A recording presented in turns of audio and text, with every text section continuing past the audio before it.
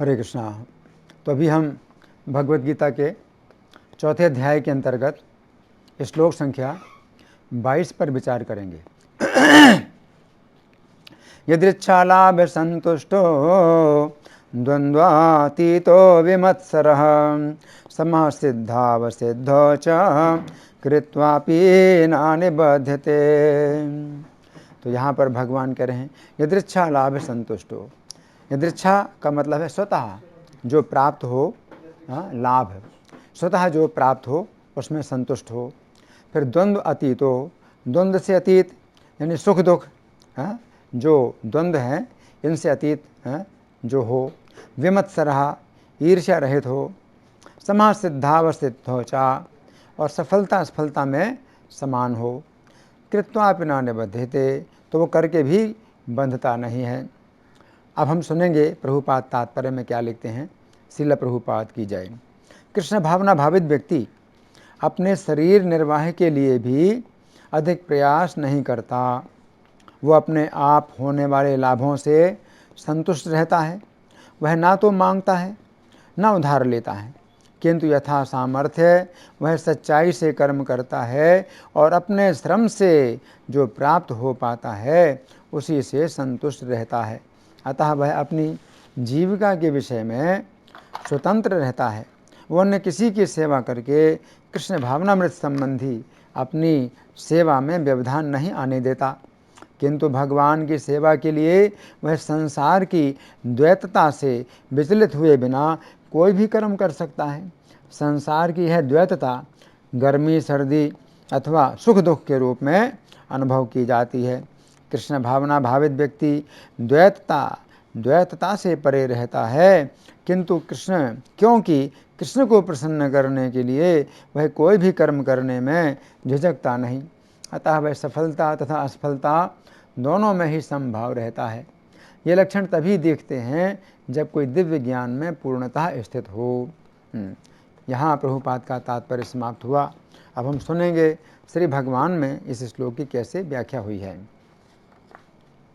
इस श्लोक में भगवान एक ऐसी विधि का वर्णन कर रहे हैं जिसके द्वारा व्यक्ति कर्म करते हुए भी कर्म के बंधन से नहीं बंधता है। पिछले श्लोक में भगवान ने कहा था कि व्यक्ति केवल अपने शरीर के लिए अथवा अपने शरीर से संबंधित कर्म करते हुए पाप को प्राप्त नहीं करता है।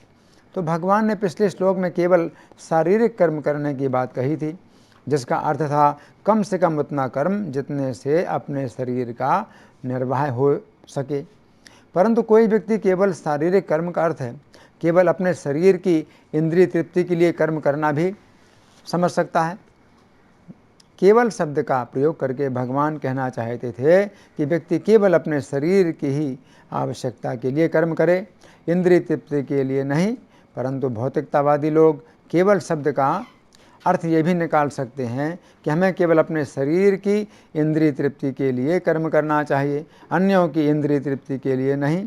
हम जानते हैं कि पशु केवल अपने शरीर की इंद्रिय तृप्ति के लिए ही कर्म करते हैं। गीता की शिक्षा हमें पशु बनाने के लिए नहीं है। भगवान का कहना तो ये है कि हमें श्री कृष्ण की सेवा के लिए कर्म करना चाहिए, अपनी इंद्रिय तृप्ति के लिए नहीं। तो इसी बात को स्पष्ट करने के लिए भगवान इस श्लोक में अत्यंत महत्वपूर्ण शिक्षाएं दे रहे हैं। इस श्लोक का प्रारंभिक वाक्यांश है यदृच्छा लाभ संतुष्ट, अर्थात स्वतः प्राप्त होने वाले लाभ से संतुष्ट।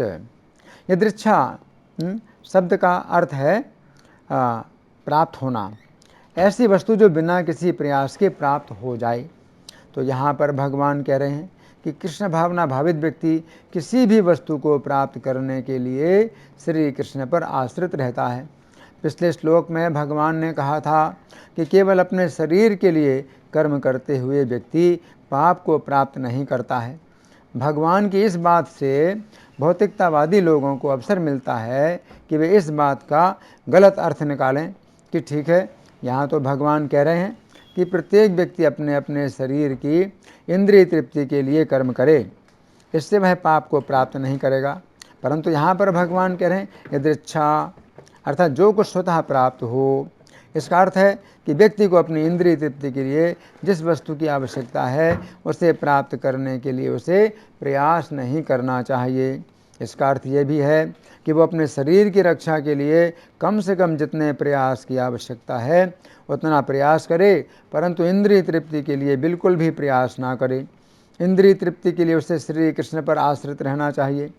श्री कृष्ण की व्यवस्था से उसे जिस समय प्राप्त हो तथा जितनी वस्तु प्राप्त हो उसे उतनी वस्तु ही स्वीकार करना चाहिए। दिनांक 8 अगस्त 1966 को न्यूयॉर्क में इस श्लोक पर प्रवचन देते हुए श्रील प्रभुपाद ने कहा था। अब यहाँ पर जीवन की विधि का वर्णन हो रहा है।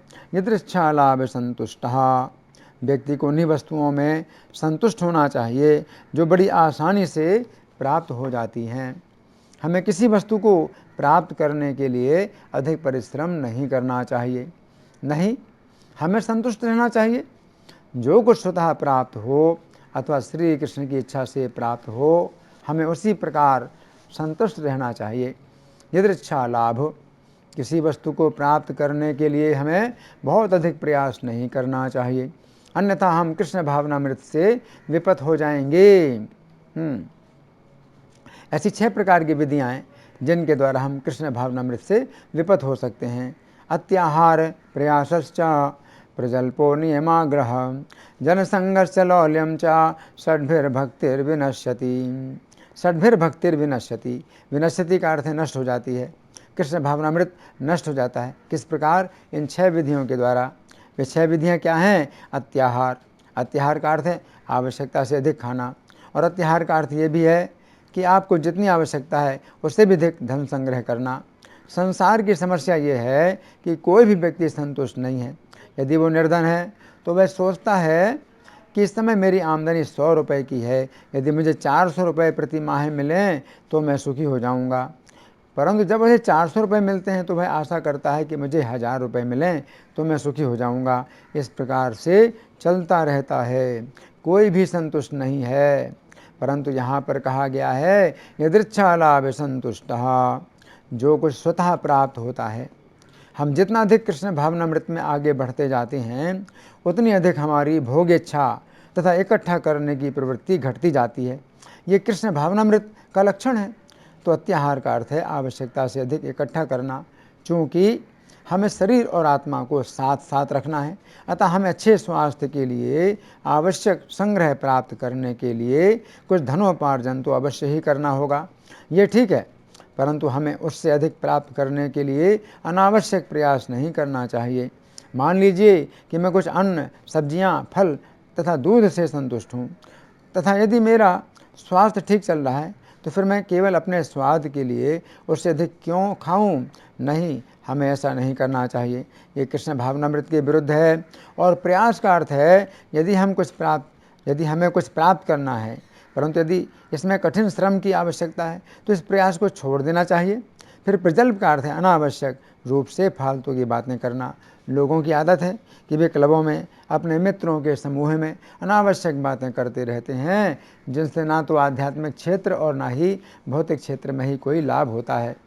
यहाँ पर भगवान लाभ शब्द का प्रयोग कर रहे हैं। यदृच्छा लाभ अर्थात कृष्ण भावना भावित व्यक्ति प्रत्येक स्थिति में लाभ देखता है। इसका अर्थ है कि कृष्ण भावना भावित व्यक्ति प्रत्येक घटना में ये समझता है कि श्री कृष्ण ने ये घटना मुझे लाभ पहुंचाने के लिए ही आयोजित की है। सामान्य व्यक्ति तो अपना लाभ तभी समझता है जब कोई ऐसी घटना घटित हो जो उसके मन को प्रिय लगे। यदि कोई घटना अपने मन को अप्रिय लगे तो सामान्य व्यक्ति उसमें अपना लाभ ना समझकर अपनी हानि समझता है। परंतु कृष्ण भावना भावित व्यक्ति प्रत्येक घटना के पीछे श्री कृष्ण की कृपा देखता है। श्रीमद् भागवत 10.14.8 में ब्रह्मा जी श्री कृष्ण की स्तुति करते हुए कहते हैं कि जो लोग प्रत्येक स्थिति में श्री कृष्ण की कृपा का दर्शन करते हुए मन, वाणी और शरीर से सदा श्री कृष्ण को नमस्कार करते हैं, उन्हें श्री कृष्ण के धाम की प्राप्ति उसी प्रकार हो जाती है जिस प्रकार पुत्र को पिता की संपत्ति पर अधिकार प्राप्त हो जाता है। कृष्ण भावना भावित व्यक्ति सदा यही सोचता है कि श्री कृष्ण के प्रत्येक विधान में उनकी कृपा भरी हुई है। ये उसके सोचने की विधि है। उदाहरण के लिए, यदि कोई व्यक्ति श्री कृष्ण का दर्शन करने के लिए मंदिर में जाता है तथा लौटते समय सीढ़ी से गिरने के कारण अथवा अन्य किसी दुर्घटनावश उसका पैर टूट जाता है, तो यदि वह व्यक्ति सामान्य है अथवा असुर है तो वह सोचता है कि देखो, श्री कृष्ण अत्यंत निर्दयी हैं। मैं श्री कृष्ण के मंदिर में श्री कृष्ण का दर्शन करने के लिए गया था तथा श्री कृष्ण ने मेरा पैर तोड़ दिया। परंतु यदि वह व्यक्ति कृष्ण भावना भावित है तो वह इस घटना में भी श्री कृष्ण की कृपा देखता है। वह सोचता है कि मेरे कर्मों के अनुसार तो मुझे इससे भी अधिक दंड मिलना था। श्री कृष्ण के मंदिर में जाने से तथा श्री कृष्ण का दर्शन करने से यह दंड बहुत कम हो गया है। इस दुर्घटना में तो मेरी मृत्यु होनी थी, परंतु श्री कृष्ण की कृपा से मेरा केवल पैर ही टूटा है। श्रीमद् भागवत के 10वें स्कंद के 81वें अध्याय में वर्णन है कि श्री कृष्ण ने जिस समय सुदामा जी को द्वारका से विदा किया, उस समय उन्होंने सुदामा जी को कुछ भी नहीं दिया। सुदामा जी ने अब रास्ते में क्या सोचा? सुदामा जी ने यह नहीं सोचा कि श्री कृष्ण अत्यंत कृपण हैं, वे चलते समय मुझे कुछ धन तो दे ही सकते थे, परंतु उन्होंने मुझे कुछ भी नहीं दिया। सुदामा जी ने फिर भी इस बात पर श्री कृष्ण की उदारता देखी। उन्होंने सोचा, श्री कृष्ण ब्राह्मण भक्त के रूप में विख्यात हैं और अब मैंने स्वयं उनकी इस भक्ति को देख लिया है। निस्संदेह लक्ष्मी जी को अपने वक्षस्थ पर धारण करने वाले श्री कृष्ण ने मुझे दरिद्र भिक्षुक को ब्राह्मण समझकर अपने गले से लगाया। कहाँ तो मैं एक निर्धन पापी तथा कहाँ लक्ष्मी के पति श्री कृष्ण। परंतु ब्राह्मण की योग्यता ना होते हुए भी श्री कृष्ण ने ब्राह्मण के नाम पर अपनी दोनों भुजाओं के द्वारा मेरा आलिंगन किया। उन्होंने मेरे साथ अपने भाई जैसा व्यवहार किया और अपनी प्रियतमा के पलंग पर बैठाया, और चूंकि मैं थका हुआ था इसलिए उनकी रानी ने चामर से मुझ पर पंखा झला। यद्यपि वे समस्त देवताओं के स्वामी हैं और समस्त ब्राह्मणों के पूज्य हैं, फिर भी उन्होंने मेरे पाँव की मालिश करके तथा अन्य सेवाओं के द्वारा मेरी इस तरह पूजा की मानो मैं ही देवता हूँ। स्वर्ग में, मोक्ष में, रसातल में तथा इस पृथ्वी में जितने भी भोग हैं उन सब का मूल कारण उनके चरणों की पूजा है। ये सोचकर कि यदि ये बेचारा निर्धन सहसा धनी हो जाएगा तो धन के सुख में मुझे भूल जाएगा, दयालु श्री कृष्ण ने मुझे रंच मात्र भी धन नहीं दिया इति। परंतु सुदामा जी जिस समय अपने घर पहुँचे तो उन्होंने देखा कि श्री कृष्ण ने उन्हें असीमित संपत्ति दी है। उस समय भी उन्होंने इसे श्री कृष्ण की कृपा मानी। उन्होंने सोचा, जिस प्रकार मैं श्री कृष्ण को मुट्ठी भर चिवड़ा देने में संकोच कर रहा था तथा श्री कृष्ण को नहीं बतलाना चाहता था कि मैं उनके लिए ये लाया हूँ, उसी प्रकार श्री कृष्ण ने मुझे इतनी असीमित संपत्ति दी, परंतु इसको तुच्छ मानकर संकोच के कारण उन्होंने मुझे नहीं बतलाया कि वे मुझे क्या दे रहे हैं तथा मेरे तुच्छ चिवड़ों को बहुत बड़ा माना और बहुत प्रशंसा की।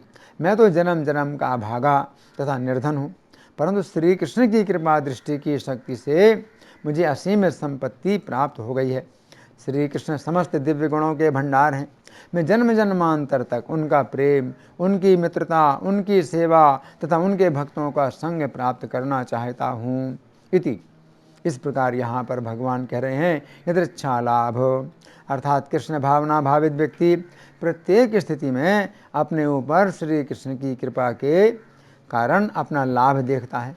जिस प्रकार सुदामा जी को जिस समय पता चला कि श्री कृष्ण ने मुझे कुछ भी नहीं दिया, उस समय उन्होंने अपने ऊपर श्री कृष्ण की कृपा के द्वारा अपना लाभ देखा, परंतु फिर जिस समय उन्हें पता चला कि श्री कृष्ण ने उन्हें असीमित संपत्ति दी है, उस समय भी उन्होंने श्री कृष्ण की कृपा के द्वारा अपना लाभ देखा। तो यहाँ पर श्री कृष्ण कह रहे हैं, यदृच्छा लाभ संतुष्ट अर्थात कृष्ण भावना भावित व्यक्ति सदा श्री कृष्ण की कृपा के द्वारा अपना लाभ देखता तथा उस लाभ से संतुष्ट भी रहता है। उसके अंदर ऐसा लोभ नहीं उत्पन्न होता है कि मुझे इतना ही लाभ क्यों प्राप्त हुआ, इससे अधिक लाभ क्यों नहीं प्राप्त हुआ। दिनांक 9 जनवरी 1969 को लॉस एंजलिस में इस श्लोक पर प्रवचन देते हुए श्रील प्रभुपाद ने कहा था, वास्तव में व्यक्ति को संतुष्ट रहना चाहिए। जिस प्रकार बैंक के कोषाध्यक्ष को अपने पद से तथा उसे जो कुछ वेतन प्राप्त होता है उससे संतुष्ट रहना चाहिए। यदि भगवान की प्रसन्नता होगी तो उसकी पदोन्नति हो सकती है। ये भगवान की कृपा है, परंतु हमें व्यग्र नहीं होना चाहिए। और ये अशांति केवल तभी रोकी जा सकती है जब हम कृष्ण भावनामृत में रहते हैं। आपको आश्चर्य होगा कि 1942 में भारत के नेताओं के षड्यंत्र से बनावटी अकाल पड़ा था और लोग सचमुच भूखों मर रहे थे। उस समय एक अमेरिकी सज्जन ने कहा, हमारे देश में यदि ऐसी भुखमरी पड़ी होती तो विद्रोह हो गया होता, परंतु वैदिक संस्कृति इतनी अच्छी है कि ऐसी स्थिति में भी किसी ने किसी की जेब से एक तिनका भी नहीं चुराया। वे भूखों मर रहे थे, परंतु संस्कृति के कारण वे संतुष्ट थे। ठीक है, भगवान ने हमें ऐसी स्थिति में डाल दिया है, हम दूसरे की संपत्ति को क्यों छीनें? ये वैदिक संस्कृति है। ईशावास्यमिदं सर्वम, ईशोपनिषद मंत्र 1। सब कुछ भगवान की संपत्ति है। मुझे जो कुछ भगवान ने दिया है उतने पर ही मेरा अधिकार है। तेन त्यक्तेन भुंजी था, जो कुछ भी तुम्हें प्राप्त हुआ है उसी में संतुष्ट रहो। माँ गृधा कस्य शुद्धनम, तुम दूसरों की संपत्ति को मत छीनो। यदि कोई व्यक्ति कृष्ण भावनामृत में इस प्रकार संतुष्ट है तो फिर चोरी का प्रश्न ही कहाँ उठता है। फिर चोरों के लिए कानून बनाने की कोई आवश्यकता भी नहीं है। लोग इतने अधिक ईमानदार होंगे, लोग संतुष्ट रहेंगे, तो यह कृष्ण भावनामृत आंदोलन सर्वव्यापी है। चाहे आप सामाजिक दृष्टि से, चाहे राजनीतिक दृष्टि से, चाहे धार्मिक दृष्टि से, चाहे वैज्ञानिक दृष्टि से और चाहे चिंतन की दृष्टि से, किसी भी दृष्टि से आप विचार करें। जिस प्रकार चंदन की लकड़ी को कहीं भी रगड़ते हैं वहीं सुगंध फैलती है, उसी प्रकार कृष्ण भावनामृत का प्रयोग आप किसी भी कार्य क्षेत्र में करें, आप देखेंगे कि यह पूर्ण है। श्लोक में अगला शब्द है द्वंद्वातीतो, अर्थात द्वंद्व से ऊपर उठा हुआ। द्वंद्व शब्द का अर्थ है परस्पर विरोधी भावों का जोड़ा, जैसे सुख दुख, मान अपमान, हर्ष शोक, शीत उष्ण आदि। गीता 15:5 में भगवान कहते हैं कि जो कृष्ण भावना भावित व्यक्ति सुख दुख नामक द्वंद्व से मुक्त हो चुका है वो श्री कृष्ण के परम धाम की प्राप्ति करता है। गीता 2:14-15 में भगवान अर्जुन से कहते हैं, हे कुंती पुत्र, सुख तथा दुख का क्षणिक उदय तथा अस्त होना सर्दी तथा गर्मी की ऋतुओं के आने जाने के समान है। हे भरतवंशी, ये इंद्रिय बोध से उत्पन्न होते हैं और मनुष्य को चाहिए कि अविचल भाव से इनको सहन करना सीखे। हे पुरुष श्रेष्ठ, जो पुरुष सुख तथा दुख में विचलित नहीं होता और दोनों में समभाव रहता है वह निश्चित रूप से मुक्ति के योग्य है। इति। एक बार जिस समय श्री कृष्ण द्वारका में थे उस समय उन्होंने ये दिखाने के लिए कि ब्रज की गोपियाँ श्री कृष्ण की सेवा में सुख दुख के द्वंद्व से प्रभावित नहीं होती हैं, एक अभिनय किया। उन्होंने कहा कि मेरे सिर में बहुत दर्द हो रहा है, ये दर्द तभी दूर होगा जब मेरे किसी भक्त के पैर की धूल मेरे सिर पर लगाई जाएगी।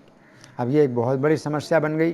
कोई भी भक्त अपने पैर की धूल देने के लिए तैयार नहीं था, क्योंकि यदि वह अपने पैरों की धूल श्री कृष्ण के सिर में लगाने के लिए देगा तो उसे नरक की प्राप्ति होगी। अंत में नारद जी ब्रज की गोपियों के पास आए तथा उनसे उनके पैरों की धूल मांगी। उस समय नारद जी ने देखा कि गोपियों को ना तो इस बात का सुख हुआ कि उनका बहुत बड़ा सम्मान हो रहा है कि उनके पैरों की धूल श्री कृष्ण के सिर में लगाई जाएगी, और ना ही इस बात का दुख हुआ कि इससे उन्हें नरक की प्राप्ति होगी। उनकी तो एकमात्र यह चिंता थी कि किस प्रकार श्री कृष्ण के सिर का दर्द दूर हो। तो यहाँ पर एक प्रश्न उठता है कि गोपियों के अतिरिक्त क्या अन्य कोई भी भक्त ऐसा नहीं था कि वह सुख तथा दुख रूपी द्वंद्व से मुक्त हो?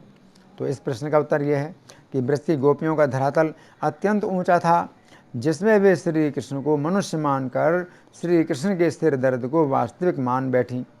चूँकि वे भौतिक शरीर के बंधन से मुक्त थीं, अतः उन्हें नरक में जाने का कोई भय नहीं था। परंतु जो सामान्य भक्त थे वे गीता के अनुसार श्री कृष्ण को परमेश्वर समझते थे, अतः उनकी दृष्टि में श्री कृष्ण का सिर दर्द वास्तविक नहीं था। वे जानते थे कि यदि श्री कृष्ण की शरण लेने मात्र से ही जीव असीमित कष्टों से मुक्त हो जाता है तो फिर श्री कृष्ण को सिर दर्द किस प्रकार हो सकता है। परंतु ऐसे सामान्य भक्त भी एक दूसरी दृष्टि से सुख दुख रूपी द्वंद्व से मुक्त रहते हैं। वे इस बात को समझते हैं कि वे इस समय भव रोग से ग्रसित हैं। जिस प्रकार एक बुद्धिमान रोगी रोग से मुक्त होने के लिए औषधि का सेवन करता है, वो इस बात पर विचार नहीं करता कि औषधि स्वादिष्ट है अथवा कड़वी है।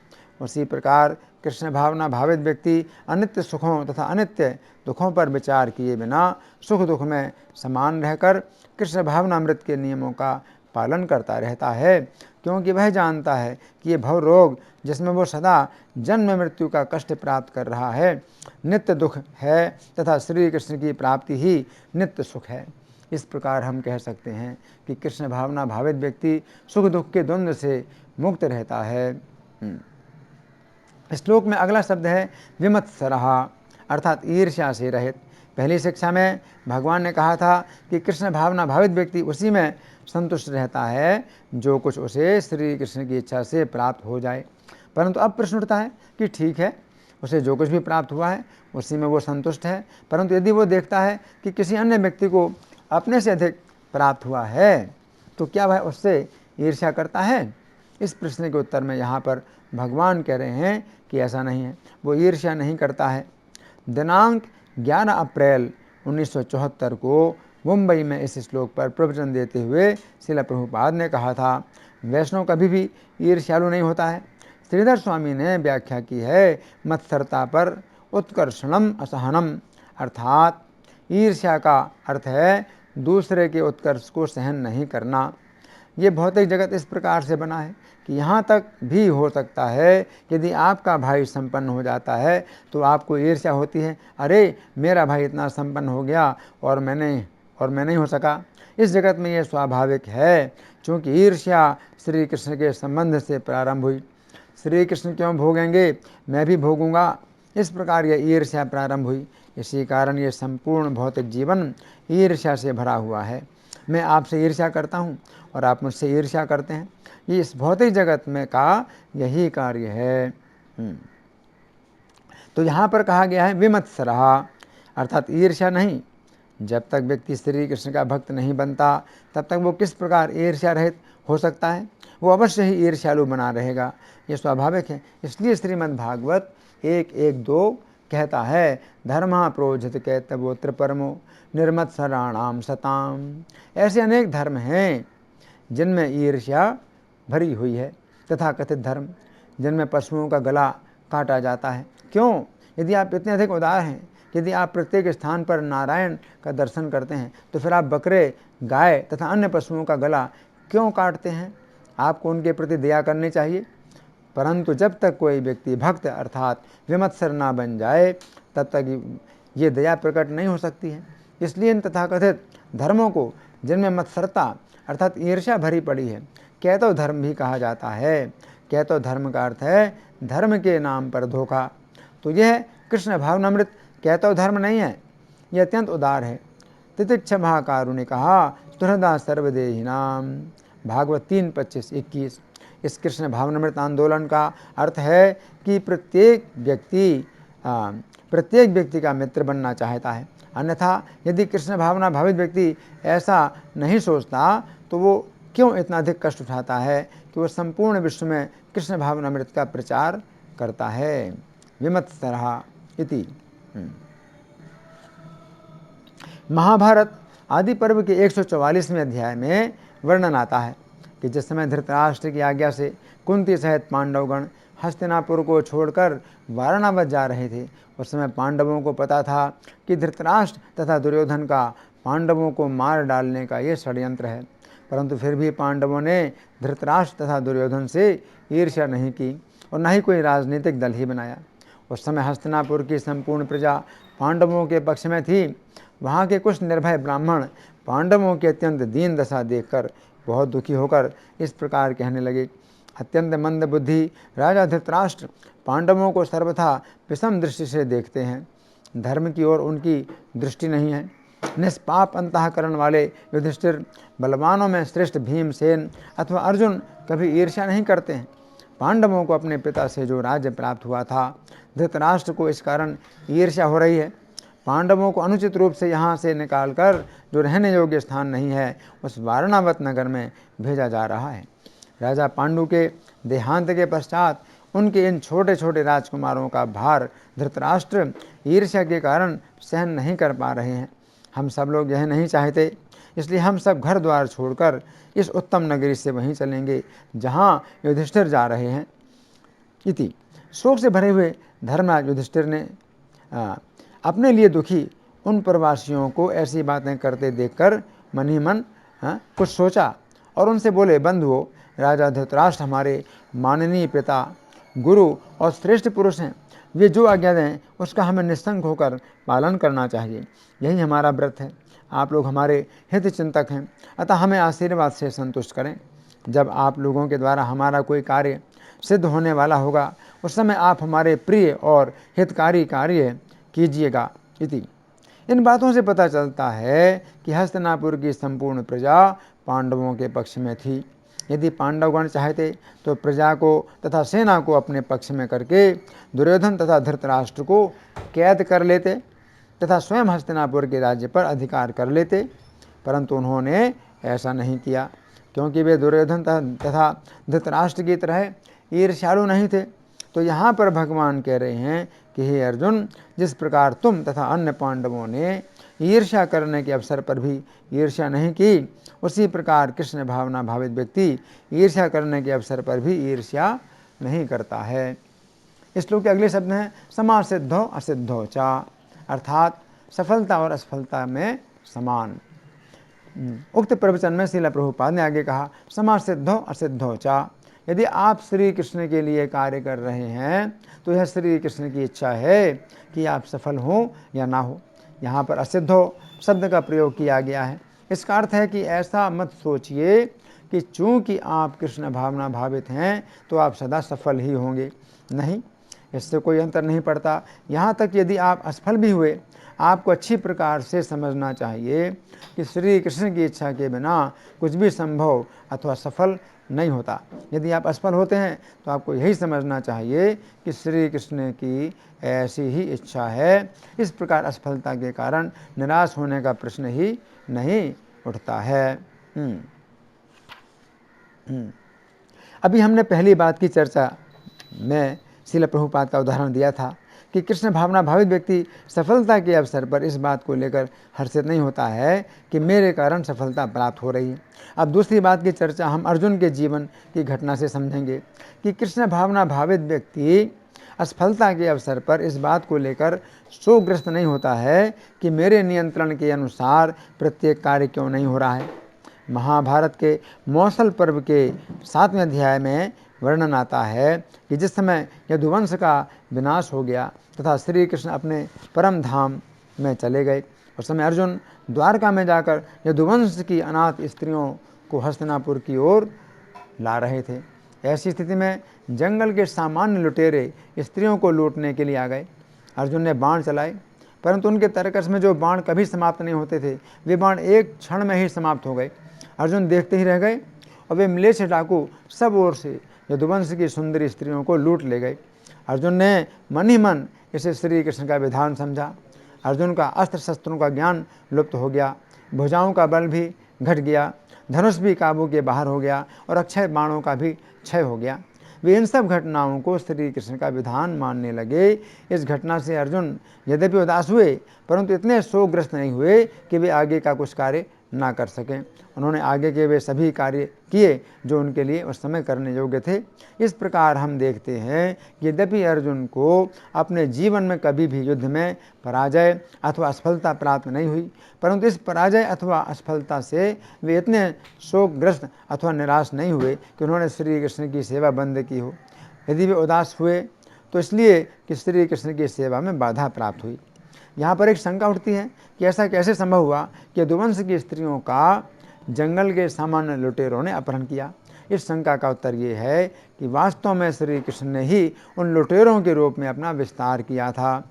ये स्त्रियां पूर्व काल में स्वर्ग की देवांगनाएं थीं, जिन्हें अष्टावक्र मुनि के कुरूप शरीर को देखकर हंसने के कारण अष्टावक्र मुनि ने शाप दिया था कि उनका अपहरण कुरूप लुटेरों के द्वारा होगा। उस समय इन स्त्रियों ने ऋषि से क्षमा याचना की, अतः ऋषि ने इन्हें श्री कृष्ण की पत्नी बनने का वरदान दिया। तो हमें समझना चाहिए कि मुनि का शाप सत्य करने के लिए ही श्री कृष्ण ने यह लीला की कि उन स्त्रियों का अपहरण कुरूप लुटेरों के द्वारा हो। श्लोक के अंतिम शब्द हैं कृत्वा अपि न निबध्यते, अर्थात वो कर्म करके भी कर्म से नहीं बंधता है।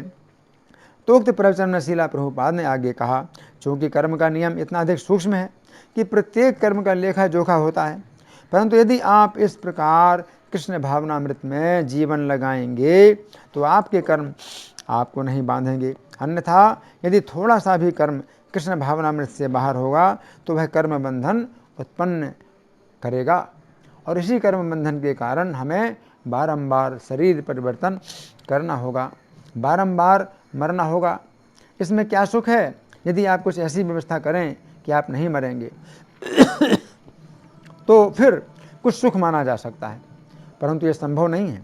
अतः कृष्ण भावनामृत का विकास करना चाहिए ताकि हम कर्म बंधन से मुक्त हो सकें। तो यहाँ पर भगवान यही कह रहे हैं कृत्वा अपि न निबध्यते, कि ऐसी विधि हमें जानना चाहिए जिससे कि हम कर्म से ना बंधें। धन्यवाद। हरे कृष्णा।